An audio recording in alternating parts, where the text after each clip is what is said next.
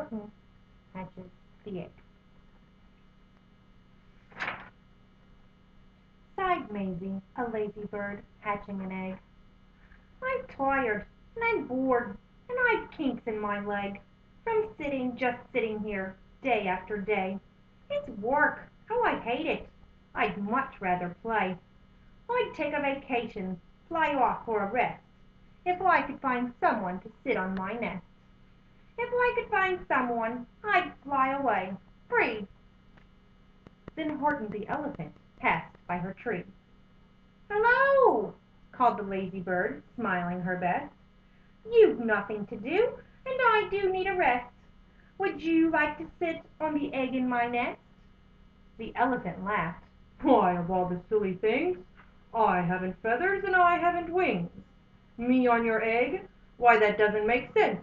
Your egg is so small, ma'am, and I'm so immense." "Tut, tut," answered Maisie. "I know you're not small, but I'm sure you can do it. No trouble at all. Just sit on it softly. You're gentle and kind. Come, be a good fellow. I know you won't mind." "I can't," said the elephant. "Please," begged the bird. "I won't be gone long, sir. I give you my word." "I'll hurry right back. Why, I'll never be missed." "Very well," said the elephant, "since you insist. You want a vacation? Go fly off and take it. I'll sit on your egg and I'll try not to break it. I'll stay and be faithful. I mean what I say." "Toodaloo!"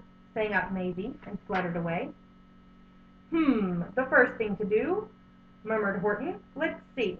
The first thing to do is to prop up this tree, and make it much stronger. That has to be done. Before I get on it, I must weigh a ton." Then Horton the elephant smiled. "Now that's that." And he sat, and he sat, and he sat, and he sat. He sat all that day, and he kept the egg warm. He sat all that night through a terrible storm. It poured and it lightened, it thundered, it rumbled. "This isn't much fun," the poor elephant grumbled. "I wish she'd come back, 'cause I'm cold and I'm wet. I hope that Maisie bird doesn't forget." But Maisie by this time was far beyond reach, enjoying the sunshine way off in Palm Beach, and having such fun, such a wonderful rest, decided she'd never go back to her nest.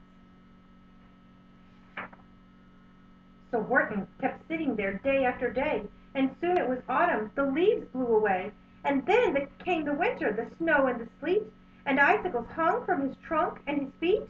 But Horton kept sitting, and said with a sneeze, "I'll stay on this egg, and I won't let it freeze.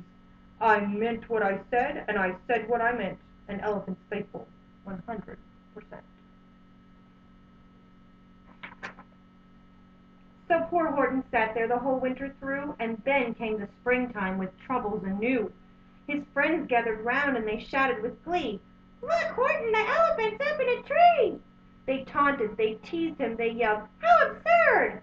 Old Horton the elephant thinks he's a bird!"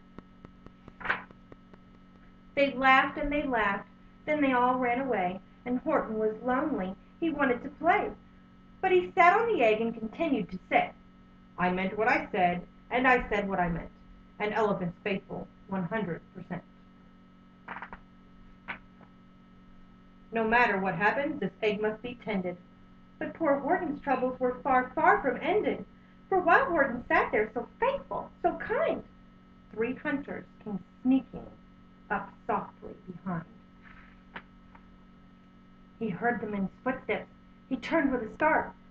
3 rifles were aiming right straight at his heart. Did he run? He did not. Horton stayed on that nest. He held his head high and he threw out his chest, and he looked at the hunters as much as to say, "Shoot if you must, but I won't run away. I meant what I said, and I said what I meant. An elephant's faithful, 100%.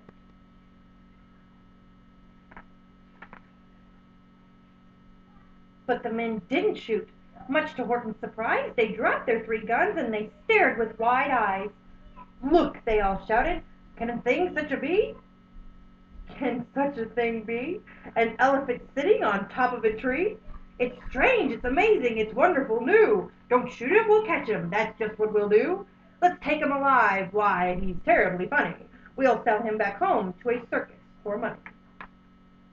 And the first thing he knew, they had built a big wagon with ropes on the front for the pullers to drag on. They dug up his tree and they put it inside, with Horton so sad that he practically cried. We're off, the men shouted, and off they all went, with Horton unhappy, 100%. Up out of the jungle, up into the sky, up over the mountains, 10,000 feet high. Then down the mountains and down to the sea went the cart with the elephant, egg, nest, and tree. Then out of the wagon and onto a ship, out over the ocean, and oh, what a trip! Rolling and tossing and splashed with the spray, and Horton said day after day after day, I meant what I said, and I said what I meant, but oh, am I seasick, 100%. After bobbing around for 2 weeks like a cork, they landed at last in the town of New York. All ashore, the men shouted, and down with a lurch went Horton the elephant, still on his perch, tied onto a board that could just scarcely hold him. Boom! Horton landed, and then the men sold him. Sold to a circus! Then week after week they showed him to people at 10 cents a peek. They took him to Boston, to Kalamazoo, Chicago, Weehawken, and Washington too, to Dayton, Ohio, St. Paul, Minnesota, to Wichita, Kansas, to Drake, North Dakota, and everywhere thousands of folks flocked to see and laughed at the elephant up in a tree. Poor Horton grew sadder the farther he went, but he said as he sat in that hot, noisy tent, I meant what I said, and I said what I meant. An elephant's faithful, 100%. Then, one day, the circus show happened to reach a town way down south, not so far from Palm Beach, and dawdling along way up high in the sky, who of all people should chance to fly by but that old good-for-nothing bird, Runaway Maisie, still on vacation and still just as lazy. And spying the flags and the tents just below, she sang out, What fun! Why, I'll go to the show. And she swooped from the clouds through an open tent door. Good gracious! Gasped Maisie. I've seen you before. Poor Horton looked up with his face white as chalk. He started to speak, but before he could talk, there rang out the noisiest, ear-splitting squeak from the egg that he'd sat on for 51 weeks. A thumping, a bumping, a wild, alive scratching. My egg! Shouted Horton. My egg! Why, it's hatching! But it's mine! Screamed the bird when she heard the egg crack. The work was all done. Now she wanted it back. It's my egg, she sputtered. You stole it from me. Get off of my nest and get out of my tree. Poor Horton backed down with a sad, heavy heart.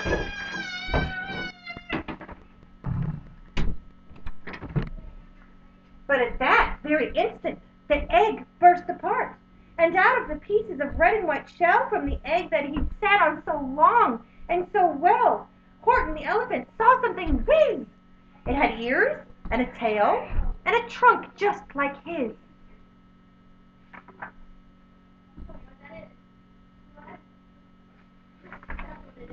And the people came shouting, What's all this about?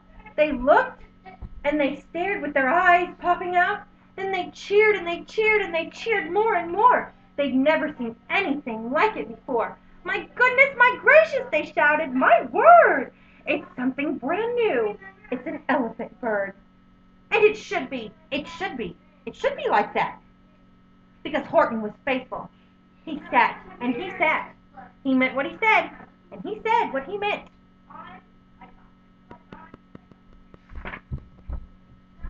And they sent him home happy, 100%. The end.